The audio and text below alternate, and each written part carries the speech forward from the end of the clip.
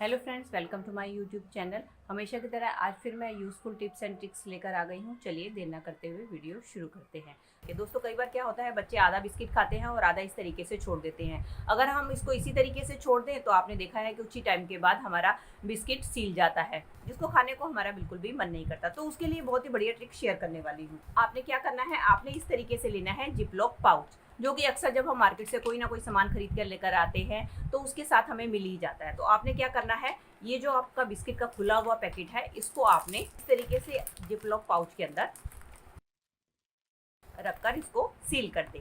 इस तरीके से अगर आप अपने बिस्किट को स्टोर करके रखेंगे तो आपका बिस्किट बिल्कुल भी सिलेगा नहीं। चलिए फ्रेंड, बढ़ते हैं अगली टिप की तरफ। मेरी अगली टिप होने वाली है खीरे को लेके। दोस्तों, खीरा खाना तो हम सबको पसंद होता है, लेकिन कई बार क्या होता है, जैसे ही हम खीरा खाने लगते हैं तो हम देखते हैं कि हमारा खीरा जो है कड़वा निकल आया है। तो कड़वा खीरा खाना किसी को भी अच्छा नहीं लगता। तो मैं आपके साथ दो ट्रिक शेयर करने वाली हूँ, जिसकी मदद से आप खीरे को कट करेंगे तो आपका खीरा बिल्कुल भी कड़वा नहीं निकलेगा। तो उसमें से पहली ट्रिक तो ये है कि जब भी आप खीरे को कट करें तो आपने क्या करना है, इसको बीच में से आपने कट करना है। इस तरीके से आप जब बीच में से खीरा कट करेंगे तो आपका खीरा जो है कड़वा नहीं निकलेगा। और अगर आपका खीरा कड़वा निकलता है तो उसके कड़वेपन को दूर करने का बहुत ही आसान तरीका आपके साथ शेयर करने वाली हूँ। उसके लिए आपने क्या करना है, इसका जो ऊपर वाला हिस्सा है इसको आपने थोड़ा सा कट कर देना है।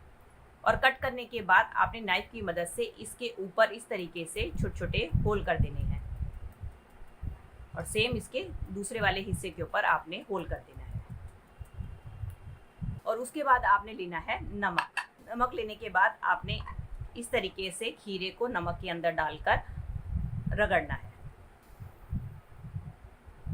इस तरीके से रगड़ेंगे तो आप देखेंगे कि इसका जितना भी कड़वापन है वो सारा का सारा निकल जाएगा और आपका खीरा खाने लायक हो जाएगा।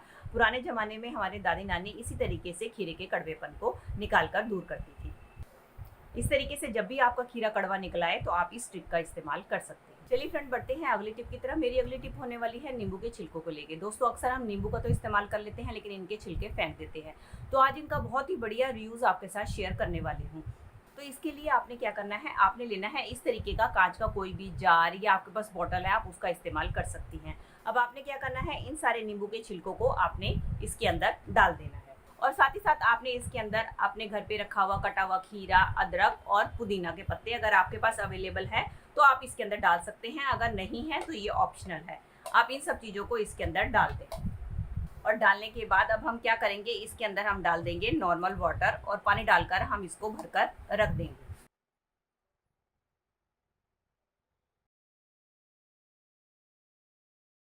बंद करके पूरी नाइट के लिए इस तरीके से छोड़ देंगे, और अगले दिन आप इस पानी का सेवन करें। अब ये हमारा दोस्तों डिटॉक्स वाटर बनकर तैयार हो गया है, जो कि हमने अपने बेकार नींबू के छिलकों से तैयार किया है। आपने इसको पूरे दिन में पीना है नॉर्मल पानी की जगह। जैसे कि आप नॉर्मल पानी पीते हैं, आप नॉर्मल पानी ना पीकर आप इस पानी का इस्तेमाल करें। दोस्तों, ये पानी हमारे शरीर के लिए बहुत ही ज़्यादा फायदेमंद होता है। ये हमारे शरीर के अंदर जितने भी टॉक्सिन हैं उनको निकालने में मदद करता है, हमारे कोलेस्ट्रॉल को कंट्रोल करता है, और साथ साथ हमारे मेटाबॉलिज्म को स्ट्रॉन्ग करता है। तो आप नॉर्मल पानी पीने की जगह इस वाले पानी का इस्तेमाल करेंगे तो आपके लिए बहुत ही ज़्यादा फायदेमंद होगा।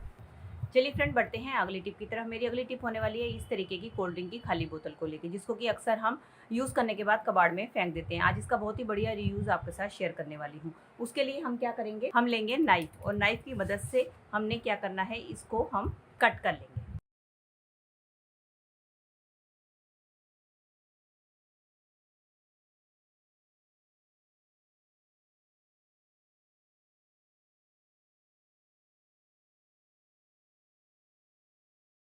दोस्तों, कई बार हमें वॉश बेसिन से बाल्टी भरनी होती है तो उसके लिए हमें पाइप चाहिए होता है, लेकिन कई बार पाइप नहीं होता। तो उसके लिए मैंने बहुत ही बढ़िया जुगाड़ लगाया है। तो आपने क्या करना है, इस तरीके से बोतल को आप अपने वॉश बेसिन के नल के ऊपर लगा दें, और उसके बाद आप देखेंगे कि आप इसकी मदद से बहुत ही आसानी से अपनी बाल्टी को भर पाएंगे बिना किसी पाइप के। चलिए फ्रेंड, बढ़ते हैं अगली टिप की तरफ। मेरी अगली टिप होने वाली है चावल को लेके। दोस्तों, कई बार क्या होता है, दोस्तों हमारे चावल बच जाते हैं तो हम क्या करते हैं, इनको उठाकर फ्रिज में रख देते हैं। लेकिन फ्रिज में रखने से आपने देखा है कि चावल इस तरीके से आपस में जुड़ जाते हैं जिसको कि हमारा खाने को बिल्कुल मन नहीं करता और ठंडे चावल हम खा नहीं सकते। तो हम क्या करते हैं, इसको गर्म करने के लिए अक्सर किसी पतीले या कढ़ाई में करते हैं, लेकिन जैसे ही इसको कढ़ाई में गर्म करते हैं तो हमारे चावल कढ़ाई के साथ चिपक जाते हैं, जिससे कि हमारे चावल का तो नुकसान होता है, साथ साथ हमारी गैस भी काफ़ी सारी वेस्ट हो जाती है। आज मैं आपके साथ जो टिप शेयर करने वाली हूँ उसकी मदद से आप चावल को गर्म करेंगे तो आपके चावल बिल्कुल नए जैसे बने हुए चावल होते हैं उसकी तरह ही बन जाएंगे। आपको नए चावल बनाने की भी जरूरत नहीं पड़ेगी। इसके लिए लेना है आपने इस तरीके से कैसरोल,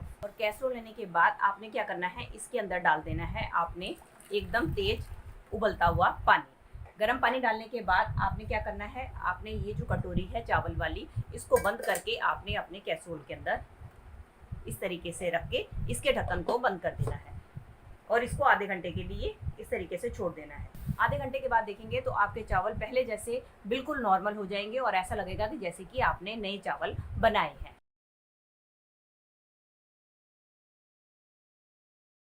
चलिए फ्रेंड, मेरी अगली टिप होने वाली है कप को लेके। दोस्तों, कई बार हम सस्ते के चक्कर में लोकल मार्केट से कप खरीद कर ले आते हैं, लेकिन क्या होता है जैसे ही हम इसके अंदर चाय दूध डालते हैं तो हमारे कप बहुत जल्दी चटक जाते हैं। तो उसका बहुत ही बढ़िया जुगाड़ लेकर आई हूँ कि जब भी आप नए कप लेकर आए तो आपने एक काम करना है, आपने रखना है इनको फ्रिज में। फ्रिज में आप कुछ देर के लिए इनको रख कर छोड़ देंगे और उसके बाद जब आप इसको यूज़ करेंगे तो आप देखेंगे कि आपके कप जो है पहले से ज़्यादा मजबूत हो जाएंगे और ये लंबे टाइम तक चलेंगे, बिल्कुल भी टूटेंगे नहीं। और साथ ही साथ दोस्तों, आपको मैं ये भी बताने वाली हूँ किन बातों का आप ध्यान रखें जिससे कि आपके बिजली का बिल कम आए। उसके लिए आपने क्या करना है, एक तो आपने अपने फ्रीजर के अंदर बिल्कुल भी इस तरीके से बर्फ़ नहीं जमा होने देनी, क्योंकि ज़्यादा बर्फ़ जमा होने से भी हमारे फ्रिज को ज़्यादा लोड खींचना पड़ता है। और दूसरा, इसके साथ जो रेगुलेटर का बटन है उसको आपको टाइम टू टाइम सेट करके रखना है ताकि आपके फ्रिज के अंदर ज़्यादा बर्फ़ ना जमे। और दूसरा है कि आपने अपने फ्रिज के अंदर जो भी सामान रखना है उसको ढक कर रखना है, और साथ में ज़्यादा से ज़्यादा अपने फ्रिज में सामान नहीं रखना, जितना हो सके अपने फ्रिज को खाली रखना है और अपने फ्रिज को आपने दीवार से थोड़ा सा हट कर रखना है। इन 2-3 बातों का आप ध्यान रखेंगे तो आपके फ्रिज को कम बिजली को खींचना पड़ेगा, जिससे कि आपका बिजली का बिल भी आधा आएगा।